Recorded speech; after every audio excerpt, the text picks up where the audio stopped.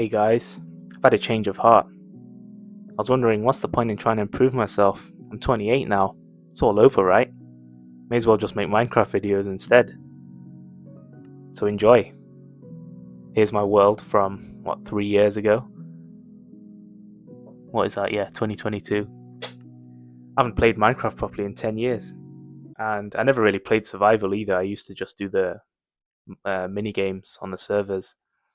But since then, every couple of years I'll log on, do a load of nonsense, die, and then quit again. So here we are again, 3 years later. We're just continuing with the last world. Anyway, you watch this in the background, and I'll talk about the actual topic of this video, which is all about the age bracket of 25 to 35. Something strange happens to people when they pass 25 and they start getting into their late 20s. I guess it's the age bracket where you start to see extremes and a clear divergence in the types of people. You've got the people who never give up the party lifestyle. They're still going out, drinking, going to festivals, still living like they're a uni student. And then you have the other end of it where someone's on their second child and they're settled with their partner and career. And everyone else just kind of sits in between those two types of people. Seems like this is the age bracket where social pressure becomes the most intense because nobody wants to be that first person I just spoke about. And you so desperately want to be the second. And it's the period where the feeling of quote unquote being behind everyone else starts to get louder and louder because you don't want to be broke at 30. So you become super scared of taking risks.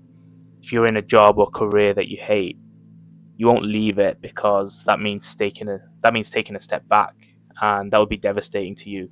In your head, you're wondering what everyone else will think of you. Maybe you're in a relationship that you know isn't right for you, but you've got scarcity mindset, so you think you could never do better. You just got to lock down whoever's in front of you before you get too old and expire. So you've got this self-limiting belief that it's only downhill from here. You think that you're now set in your ways, you're not able to adapt or improve, so you just set yourself up to live a repeating cycle for the next 40 years. See, I'm a qualified accountant, I'm not the average earner. This is a career that leads to the nice six-figure salaries. But the typical midlife crisis was never the broke man's crisis. It was always the man who seemingly made it. Family, career, finances. But they still crash out in their 40s. Why is that? Truth is that the midlife crisis is a crisis of purpose.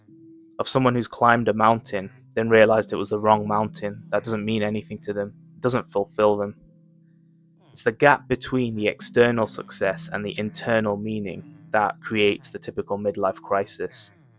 The remorse and the regret seeps in and makes you feel as though it was all for nothing. If you think about this, if you're 25 to 35, you have at least 3, if not 4 decades of an active working career. Are you telling me that you're going to ignore your gut instinct, not follow your passions and genuine interests, because it might mean 5 years of not matching up to those around you? So instead, you're just going to stay in whatever lane you're in for the next 4 decades. If your job still exists, that is. If the concept of job still exists, that is. 5 years versus 40 years. How is that a good trade? Where's the logic in that? If someone can explain it to me, please do. I'm all ears. Just remember, the longer you stay on the wrong train, the more costly it is to go back. If you're on track for a midlife crisis, and you know deep down if you are, I say just bring it forward to now. Save your wife and kids the trauma of you crashing out later. Because once you're trapped in the cycle of debt, slavery, and obligations, it will only intensify the situation like a pressure cooker over time. It's also worth mentioning, by the way, if you're able to think on existential lines like this, it's a privilege to an extent because it means you're beyond survival mode and being able to meet your basic needs. Most people in the world aren't. But you won't feel that way when the midlife crisis hits you. You only feel the weight of your own reality. So when it does hit you, you will crash out like it all means nothing. So there's no point saying any of this, like what about starving kids? Because the truth is, that's not your reality. Fortunately for you, that doesn't exist in your reality. So knowing that won't save you. So what should you do? If you've reached this part of the video, clearly something has resonated with you. If none of this applies to you and you've built the life you wanted and know you will be happy to live like this indefinitely, then you've smashed it and I would have hoped you've clicked off by now. But for everyone else, what can you do? First of all, I'd say don't ignore your gut feelings. If you constantly have this rising feeling of discontent that only goes away on Friday afternoon, don't ignore that. You can take a lot of crap when you're young, but that will grind you over time. That's a sign of what's to come. The setup for a midlife crisis is made now while you're in this 25 to 35 age bracket. It's when you start locking yourself into the life you have. You marry whoever you're seeing, you're taking that mortgage, which means you need to stay in your career. So, unless you're sure that's the life you want and that's what's best for you, think very carefully about making these lifelong commitments. Second, don't neglect your interests and passions. Don't buy into the lifestyle of just working and then burying yourself in modern distractions and escapism to forget the fact that you're unhappy. That is literally the vicious cycle of the rat race, and it's not as secure as you think. All it takes is an unexpected layoff, health issues, or a personal tragedy to realize that it's not a safe way to live at all. You've got to build something separate to that, and the best vehicle for that will come from your own interests and passions.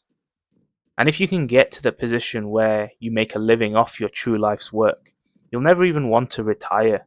You'll do it till the day you die because it's just what you were meant to do. I literally know people in their 80s who are still running their businesses. They don't need to, but they do it anyway because it's their life's work. It's what they were meant to do. However much free time you have, you must keep your own passions and interests alive. Scrolling Insta, binging series and video games doesn't count. Focus on the skills that underpin your passions and interests. Focus on how you can improve them because that will be your ticket to striking the golden balance of fulfilling your external material needs and internal fulfillment ones. If you're in this age bracket, is your self belief so low that you don't back yourself to figure out how to craft a life on your own terms? Is your self image so bad that looking less than people around you is enough to make you stay in a career that you never cared for? Who are you living for then? You've got to answer these questions and address these issues anyway if you want to live a good life in general. So take some time to think. Okay, so the point of the video is now over. Now back to the Minecraft footage. I've got an hour of this Minecraft footage, by the way, so you'll probably be seeing more of it later on. It was pretty fun, to be honest. I mean, you can tell I'm a complete noob though, like I never learned how to do survival properly. But yeah, thanks for watching. See you in the next one.